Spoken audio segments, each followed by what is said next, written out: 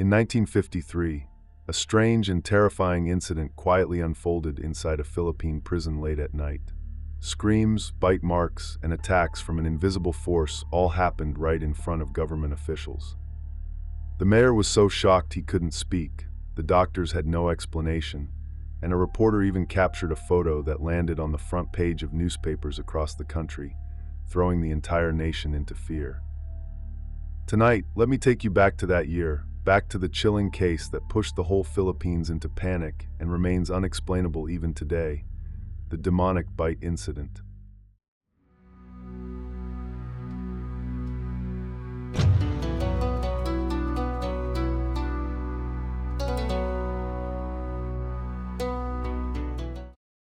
The girl at the center of this supernatural case that shocked the entire Philippines was a 17-year-old named Clarita Villanueva. She was born in Bacolod City in central Philippines. She never knew her father, and the only person she could rely on was her mother, who made a living by fortune-telling and spirit communication. But Clarita had always known the truth. Those rituals of calling spirits, reading fortunes, and speaking to the dead were simply ways her mother used to survive. There were no real supernatural powers behind them. But fate is rarely kind to the weak. When Clarita was 12, her mother passed away suddenly, leaving her alone in the world. With no relatives willing to take her in, she was forced to drift from place to place, eventually making her way from Bacolod to Manila. During this time, she took on any job she could find, cleaning houses, washing clothes, serving food in small eateries, working temporary shifts in different places, all just to earn enough for her next meal. Life was harsh, but she pushed through it with determination, believing she had already experienced the worst that life could offer. What she didn't know was that the real horror was still waiting ahead. On the night of May 7th, 1953, Clarita was out on the streets of Manila looking for small jobs or short-term work, hoping to earn a little money. But fate took another sudden turn.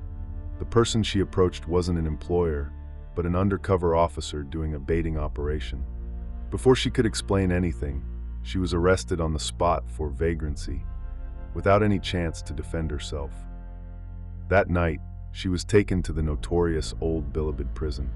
Built during the Spanish colonial era, the prison had been used by American forces, Japanese forces, and later the Philippine government. For centuries, it held political prisoners and serious offenders. Its long and dark history earned it a reputation as a place full of restless spirits, a location many believed was deeply haunted. On Clarita's second night inside the prison, everything seemed as quiet as usual. The corridor held nothing but the faint echo of metal doors and the occasional footsteps of guards on patrol. As midnight approached, 2 guards walked through the cell block, and the silence was so heavy it made the air feel tense. Just as they reached the deeper end of the hallway, a piercing scream suddenly exploded out of the darkness, sharp, desperate, and so painful it echoed through the entire corridor like something had torn straight through her. The guards ran toward the source of the scream, Clarita's cell. When they stepped inside, they found her curled tightly in the corner, her face completely drained of color, her arms wrapped around her shoulders, shaking uncontrollably. The moment she saw them, she cried out in a broken, trembling voice, "Help me, please help me, someone is biting me." The guards froze. This was a single inmate cell. Except for Clarita, there was absolutely no one inside. Their first thought was that she was faking it to get attention. They tried calming her down, then turned to leave. But they had taken only a few steps when another scream tore through the hallway, even sharper and more painful than before, a scream that sounded like someone was being attacked for real. The guards rushed back, and this time the sight made their minds go blank. Clarita was on the floor convulsing violently, her limbs pressed down as if held by something invisible.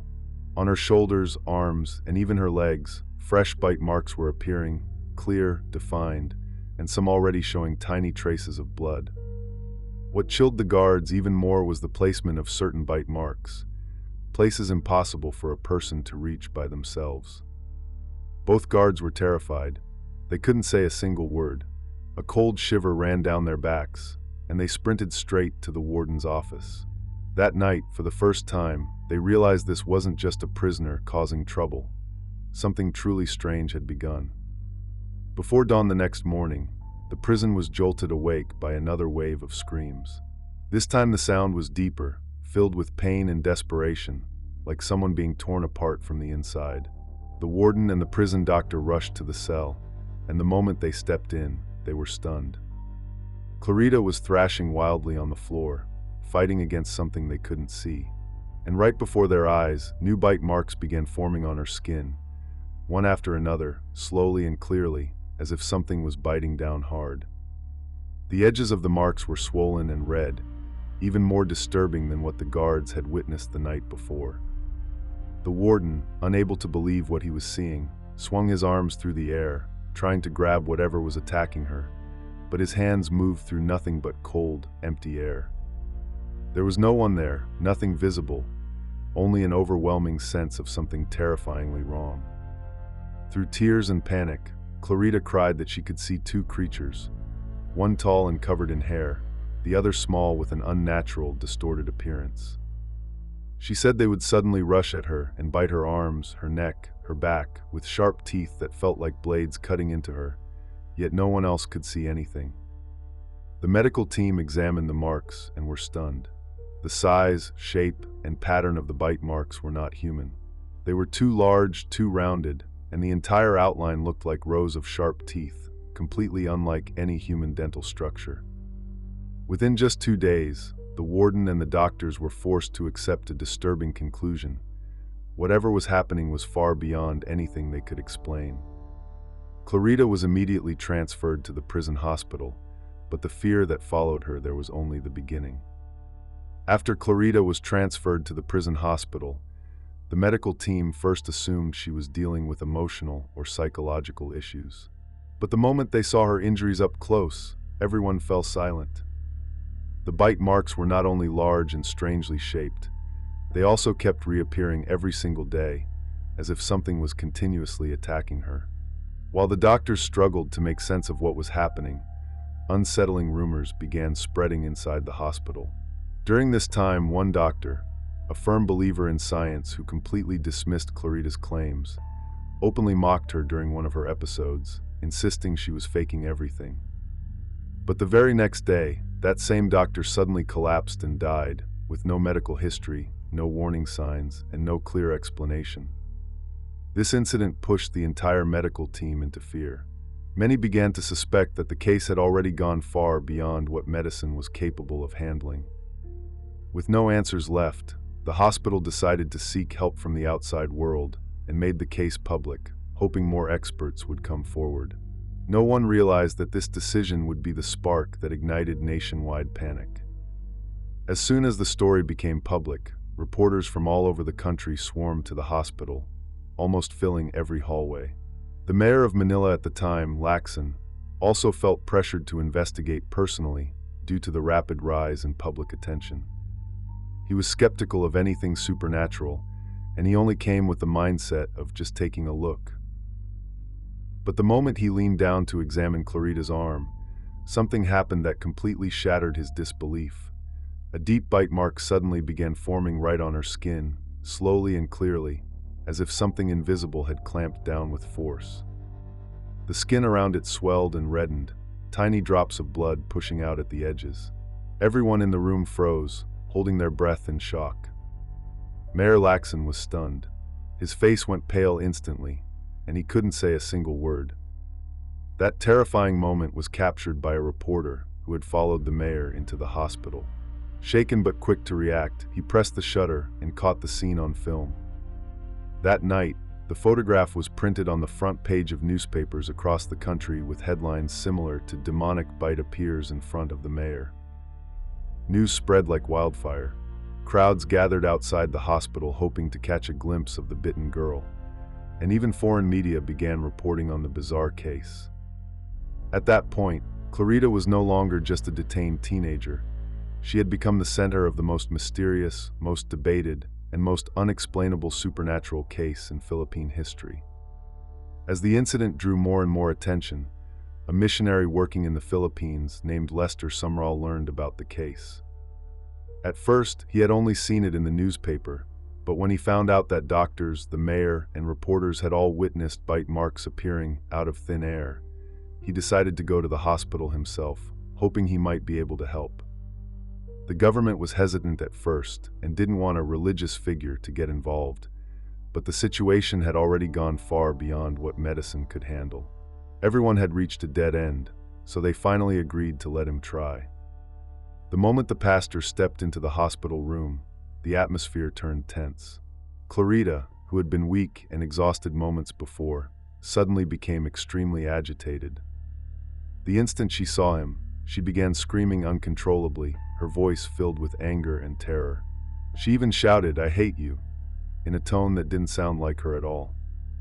Her facial expression twisted unnaturally, and her voice dropped into a deep, harsh growl, nothing like what a teenage girl should be able to produce.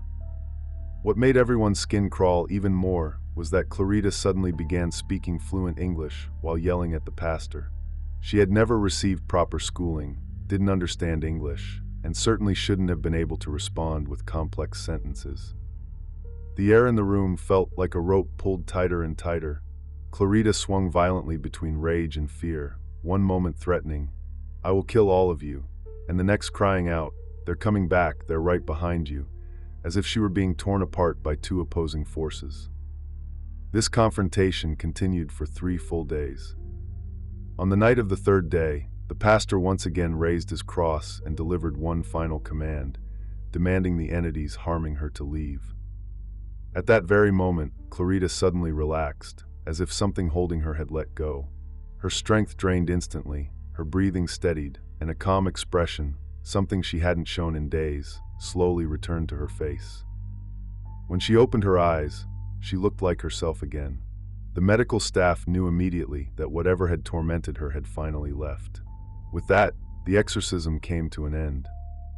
Even after everything was over, public attention did not die down. 2 doctors from the National Center for Mental Health tried to give a more scientific explanation. They suggested Clarita might have been suffering from a form of hysterical neurosis, and that the bite marks could have been caused by changes in her skin due to blood vessel constriction. But many people simply did not accept this explanation. Dozens of witnesses, doctors, the mayor, reporters, and others, had seen the bite marks appear live on her skin. Their locations, shapes, and depth didn't resemble anything natural and were impossible for any form of self-harm to produce. And there was also the unexplained sudden death of a doctor during the incident, which made the atmosphere inside the hospital even more unsettling.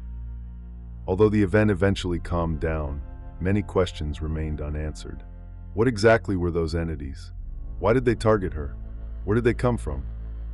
Everything happened too suddenly and ended too abruptly for anyone to reach a definite conclusion. And so the 1953 demonic bite incident became one of the most widely retold supernatural cases in the Philippines and is still regarded as one of Asia's most mysterious and unexplainable true urban legends. The only thing people feel certain about is this: some things don't need your belief to exist, and when they appear, no one can ignore them.